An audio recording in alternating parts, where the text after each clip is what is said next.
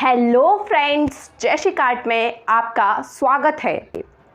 तो आइए अब हम इसको स्टार्ट करते हैं कि जो सबसे पहले हमारी वैदिक सभ्यता आई या जो वैदिक काल आया उसका कालक्रम। अब जो वैदिक सभ्यता थी हमारी या वैदिक काल था जो हमारा, वो वैदिक सभ्यता ग्रामीण सभ्यता थी। हमने देखा था कि जो हमारी हड़प्पा सभ्यता है वो एक नगरीय सभ्यता थी, लेकिन जो 1500 ईसा पूर्व से हमारी 600 ईसा पूर्व तक जो सभ्यता रही वो वैदिक सभ्यता एक ग्रामीण सभ्यता थी। तो हमारी जो वैदिक सभ्यता थी वो ग्रामीण सभ्यता थी और इसका कालक्रम था 1500 ईसा पूर्व से 600 ईसा पूर्व तक हमारी वैदिक सभ्यता रही।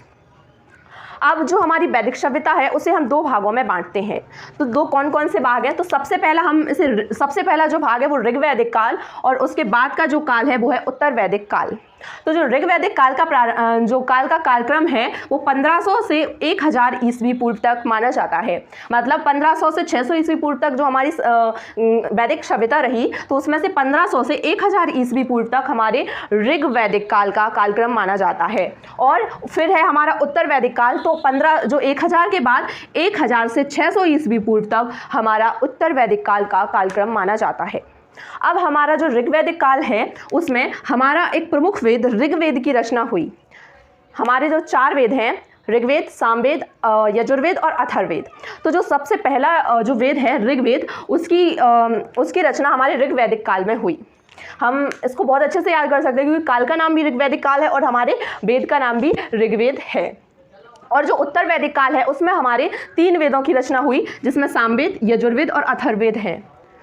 तो जो हमारी वैदिक सभ्यता रही वो 1500 से जो 600 ईस्वी पूर्व है वो रही। अब हम देखते हैं कि जो वैदिक सभ्यता की विशेषता या प्रमुख कुछ चीज़ें क्या थी। तो हमारी जो वैदिक सभ्यता थी वो उसमें आर्यों का समाज था और आर्य थे विदेशी। विदेश से लोग आए और उन्हें आर्य कहते थे और उन्होंने एक सभ्यता की स्थापना की जो वैदिक सभ्यता हुई। तो वैदिक सभ्यता हमारी आर्यों का समाज था। अब जो हमारे आर्य थे उनका जो मुख्य व्यवसाय था वो क्या था? कृषि और पशुपालन। ये कृषि और पशुपालन को विशेष महत्व देते थे। इनका प्रिय पशु घोड़ा था। हमने देखा कि जो हमारी हड़प्पा सभ्यता थी उनका प्रिय पशु वृषभ था, क्योंकि हमें मोहरों से और विभिन्न प्रकार के मुद्रांकनों से वृषभ के होने के संकेत मिले थे। लेकिन इनका जो प्रिय पशु था वो घोड़ा था। इनके प्रिय देवता इंद्र थे, जबकि हड़प्पा सभ्यता में मात्र देवियों के अवशेष मिले हैं, परंतु जो इनके प्रिय देवता थे वो इंद्र थे। और हमारी वैदिक सभ्यता में लोहे की खोज हुई। सबसे इंपॉर्टेंट क्वेश्चन है कि हमारी वैदिक सभ्यता में लोहे की खोज हुई। हमारी जो हड़प्पा सभ्यता थी उस टाइम तक लोहा नहीं था या लोहे का पता ही नहीं था, उसकी खोज ही नहीं हुई थी।